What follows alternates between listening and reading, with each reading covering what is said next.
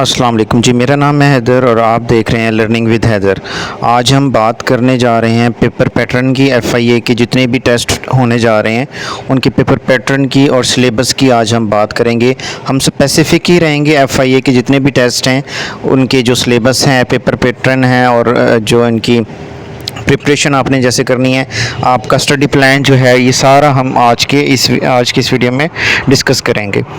अच्छा, आपने ये देख लेना है कि जितने भी टेस्ट हैं, जो चीज़ें मैं बताऊंगा, जो सिलेबस पैटर्न मैं बताऊंगा, उसमें जो वेटेज वगैरह होगी वो वेरी कर सकती है थोड़ी सी अकॉर्डिंग टू पोस्ट। ठीक है, अब फॉर एग्जांपल एफआईए सुपरिटेंडेंट की है, एफआईए इंस्पेक्टर की है, तो वेटेज जो है वो थोड़ी बहुत वेरी कर सकते हैं, ये आप माइंड में रखेंगे। ठीक है। अच्छा जी, दूसरी स्लाइड पे आ जाते हैं। ये जो सब्जेक्ट्स हैं सारे जितने भी हैं, mathematics, IQ, Pakistan studies, English, ये सारे इसमें आएंगे। मैं मज़ीद आपको बता देता हूँ।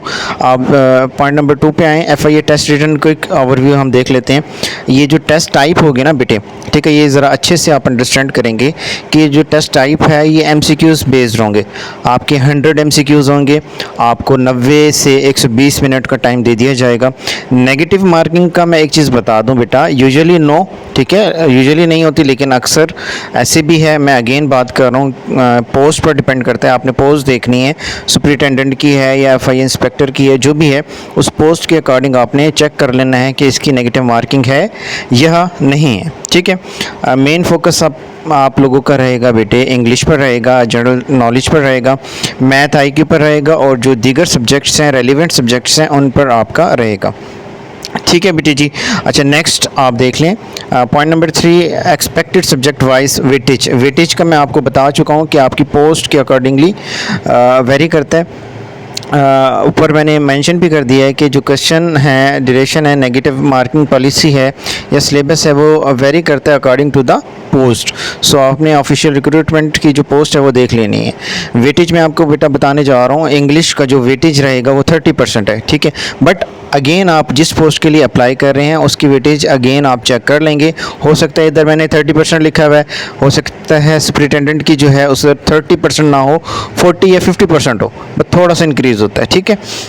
जनरल नॉलेज बेटे होगा, ठीक है, 40 से 45%।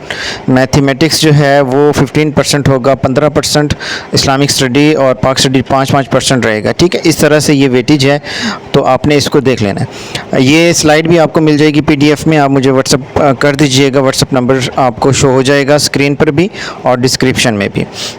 आपने प्रायोरिटी ऑर्डर क्या रखना है बेटा, जनरल नॉलेज करेंगे, उसके बाद आप इंग्लिश कर सकते हैं, उसके बाद आप मैथ आईक्यू कर सकते हैं, और उसके बाद पाक स्टडी और इस्लामिक स्टडी। ये प्रायोरिटी ऑर्डर है, ये आप शफल कर सकते हैं अपने अकॉर्डिंगली। ठीक है बेटा, ये बात आपको समझ आ गई है। डिटेल्ड सिलेबस पे हम चलते हैं। अभी मैंने आपको बताया था इस्लामिक स्टडी का कितना था, वेटेज 5% था, तो 5% में आपने ये चीज़ें देख लेनी है बेटे।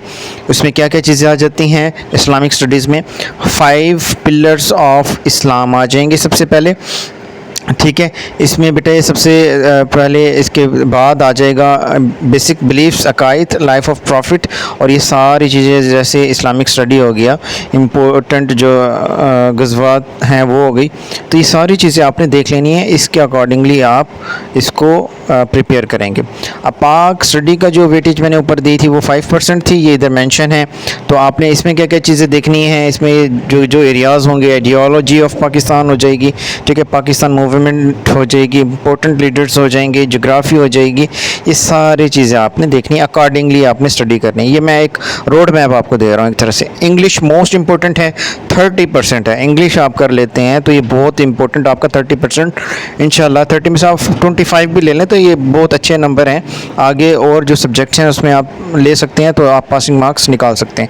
इनमें सबसे जो इम्पोर्टेंट टॉपिक्स रह जाते हैं इंग्लिश में, वो आपके active, passive voice and direct indirect हैं। अगर आप कहेंगे तो मैं एक्टिव एंड पैसिव वॉइस आपको बहुत अच्छे तरीके से टिप्स के साथ, ट्रिक्स के साथ समझा सकता हूँ। उससे आपके एक्टिव वॉइस, पैसिव वॉइस और डायरेक्ट इनडायरेक्ट क्लियर हो जाएंगे।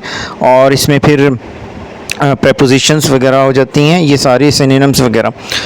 फॉर एग्जांपल बेटा डेली मेथड आपने क्या रखना है कि आपने डेली लर्न करना है, ठीक है। उसके बाद आपने प्रैक्टिस करनी है जो भी लर्न किया है, उसके बाद बेटे आपने मिस्टेक्स को चेक करना है और फिर अगेन वो रिवाइज़ करना है, ठीक है। ये इंग्लिश की चीज़ें सारी दी हुई हैं। नेक्स्ट जनरल नॉलेज आ जाएगा, मैथमेटिक्स आ जाएगा 15%। इसमें आपको पता है कि बेसिक अरिथमेटिक्स, परसेंटेज, फ्रैक्शन, ये आसान क्वेश्चन होते हैं, ये आप देख लेंगे, ठीक है। पास्ट पेपर्स हैं वो आपने देख लेने हैं। अच्छा, मॉक टेस्ट स्ट्रेटजी आपने खुद बनानी है अपने। देखिए बेटा, कोई आपको नहीं बताएगा कि बेटे उंगली पकड़ के आपको नहीं चलाएगा, आपने खुद ही करना है, जो भी करना है खुद तैयारी करनी है।